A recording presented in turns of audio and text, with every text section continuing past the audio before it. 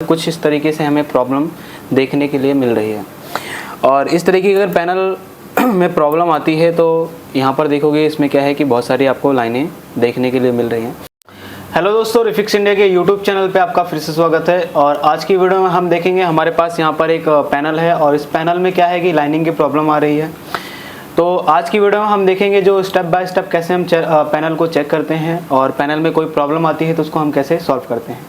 तो आइए आपको मैं दिखाता हूँ यहाँ पर सबसे पहले जो हमारे पैनल में प्रॉब्लम आ रही है वो किस तरीके की आ रही है। तो यहाँ पर अगर आप देखोगे तो ये जो पैनल है इसमें अभी मैंने सेट को ऑन करा है और ऑन करने के बाद कुछ इस तरीके से हमें प्रॉब्लम देखने के लिए मिल रही है।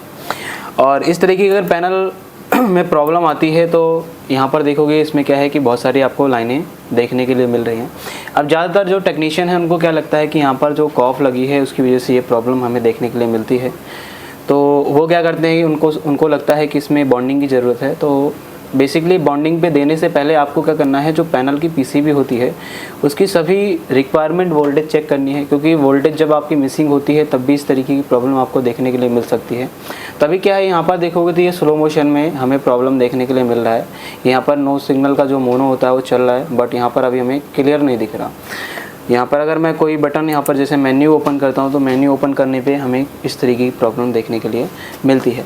तो सबसे पहले क्या है कि अभी हम यहाँ पर सबसे पहले इसकी बेसिक वोल्टेज चेक करेंगे। तो बेसिक वोल्टेज चेक करने के लिए मल्टीमीटर को डीसी वोल्ट की रेंज पे सेट कर लेना है। और डीसी वोल्ट की रेंज पे सेट करने के बाद यहाँ पर सबसे पहले क्या करना है कि आपको इसकी सभी बेसिक वोल्टेज चेक कर लेनी है। तो सबसे पहले अगर आप यहाँ पर देखोगे तो एक फ्यूज़ है, और फ्यूज़ की अगर मैं इनपुट सप्लाई चेक करता हूँ तो यहाँ पर अगर आप देखोगे 12 वोल्ट की सप्लाई है जो कि बिल्कुल परफेक्ट मिल रही है। और अगर आउटपुट चेक करते हैं तो आउटपुट में भी हमें यहाँ पर बिल्कुल वोल्टेज परफेक्ट देखने के लिए मिल रही है। अब ये जो 12 वोल्ट की सप्लाई है ये जाती है आपकी सबसे पहले यहाँ पर डीसी टू डीसी आईसी में।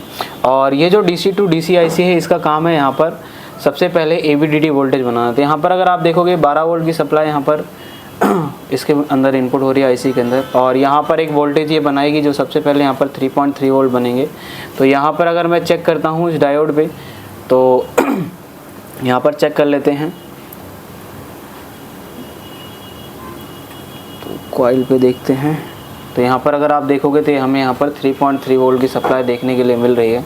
अब ये 3.3 वोल्ट बनने के बाद ये जाते हैं आपके इस टीकॉन आईसी में, और ये जो टीकॉन आईसी है इसको चलने के लिए 3.3 1.2 वोल्टेज चाहिए होते हैं।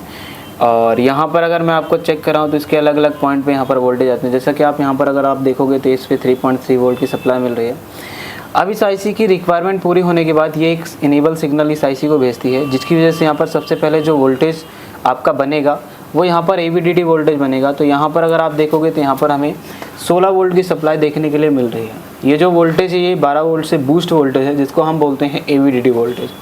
ये एवीडीडी वोल्टेज बनने के बाद इस पैनल में क्या है कि अलग अलग वोल्टेज बनती है।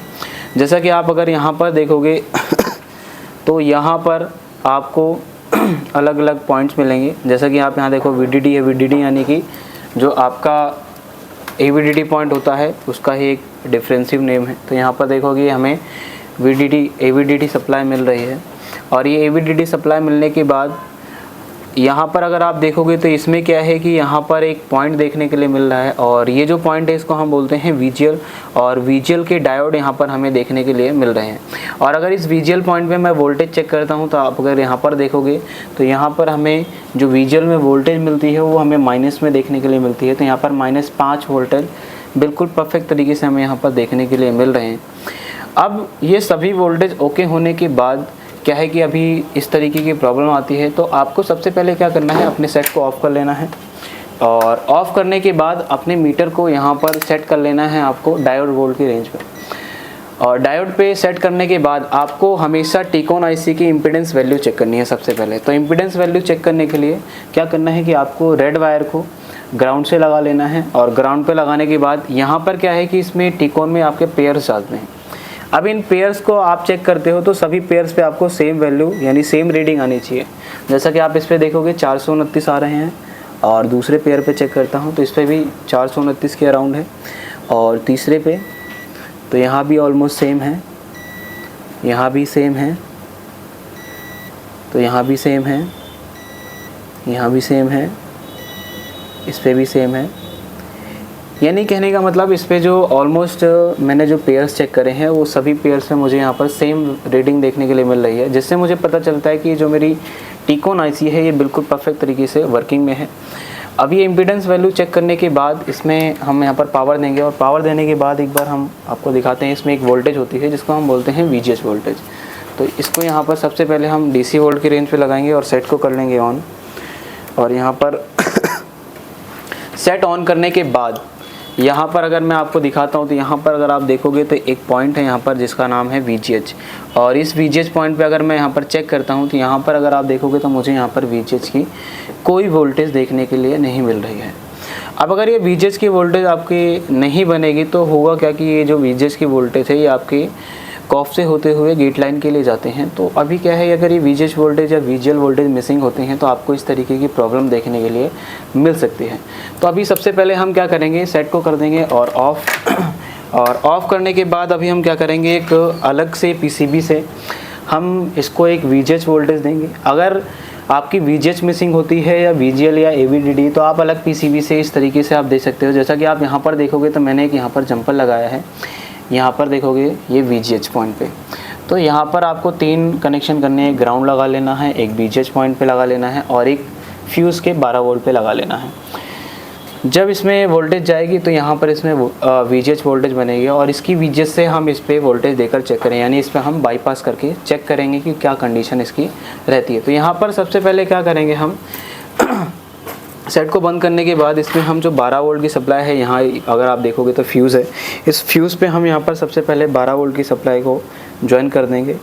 तो इसको हम यहाँ पर ज्वाइन कर देते हैं और ये ज्वाइन करने के बाद एक पॉइंट को लगा देंगे हम ग्राउंड, और ग्राउंड पे लगाने के बाद तो यहाँ पर क्या है, सबसे पहले इसको हम ग्राउंड लगाएंगे। और ग्राउंड लगाने के बाद दोस्तों क्या है कि आपको हमेशा डायरेक्ट कभी भी वोल्टेज नहीं देनी है, क्योंकि अगर इस PCB में कोई प्रॉब्लम आती है तो इस PCB में क्या है, प्रॉब्लम क्रिएट हो सकती है कोई ना कोई। तो सबसे पहले अभी क्या है कि आपको सेट को ऑन करना है और ऑन करने के बाद आपको यहाँ पर सबसे पहले इसमें वोल्टेज चेक करना है, क्या जो हम PCB लगा रहे हैं उसमें वोल्टेज ओके है या नहीं है। तो इसको सेट को ऑन कर लेते हैं और ऑन करने के बाद यहाँ पर हम वोल्टेज चेक करेंगे और वोल्टेज देखते हैं कि क्या वोल्टेज हमें इस PCB में देखने के लिए मिलती है। तो यहाँ पर अगर आप देखोगे तो ये 12 वोल्ट की सप्लाई है जो कि इस PCB में बिल्कुल परफेक्ट तरीके से आ रहे हैं।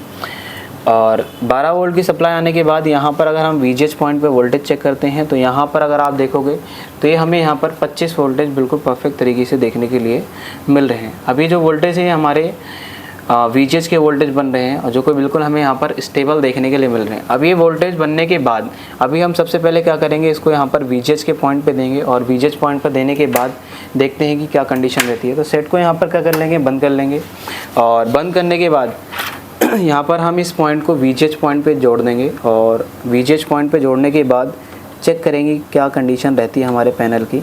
तो यहाँ पर अगर आप देखोगे तो हमने बिल्कुल परफेक्ट तरीके से यहाँ पर जंपर को यहाँ पर ज्वाइन कर दिया है। और ये ज्वाइन करने के बाद आपको यहाँ पर वोल्टेज देनी है और वोल्टेज देने के बाद हम चेक करते हैं कि क्या हमारे पैनल की कंडीशन रहने वाली है। अगर दोस्तों आपको भी LED LCD रिपेयर करने में प्रॉब्लम आती है तो आप नीचे दिए गए कॉन्टैक्ट नंबर पे कांटेक्ट कर सकते हो, जिसमें आपको फुल डे की ट्रेनिंग मिलती है। तो यहाँ पर हमने इसको वोल्टेज दी है और वोल्टेज देने के बाद अगर आप यहाँ पर देखोगे तो ये जो हमारा पैनल है ये इसमें पिक्चर जो हमारी बिल्कुल परफेक्ट तरीके से यहाँ पर बन चुकी है और पिक्चर ये बिल्कुल परफेक्ट तरीके से हमारी चल रही है। और यहाँ पर अगर आपको मैं वोल्टेज चेक कर रहा हूँ तो वोल्टेज में मैं आपको यहाँ पर दिखा देता हूँ। तो यहाँ पर अगर आप देखोगे तो ये हमारी VGL की वोल्टेज बन रही है बिल्कुल परफेक्ट तरीके से। और यहाँ पर जो हमने अलग से VGH लगाया था और VGH पे अगर हम चेक करते हैं तो यहाँ पर अगर आप देखोगे तो हमें 30 वोल्टेज का राउंड यहाँ पर देखने के लिए मिल रहे हैं। अब ये वोल्टेज यानी कि हमारे जो VGH के वोल्टेज है और जो VGL के वोल्टेज है वो सभी वोल्टेज बन रहे हैं। तो हमारी जो पिक्चर है वो देखोगे अगर आप यहाँ पर तो हमारी पिक्चर बिल्कुल परफेक्ट तरीके से यहाँ पर चल रही है, हमें देखने के लिए मिल रही है। तो दोस्तों इस तरीके से आप भी किसी भी पैनल को आसान तरीके से रिपेयर कर सकते हो। अगर आपको वीडियो पसंद आई हो तो वीडियो को लाइक करें, शेयर करें और चैनल को सब्सक्राइब जरूर करें।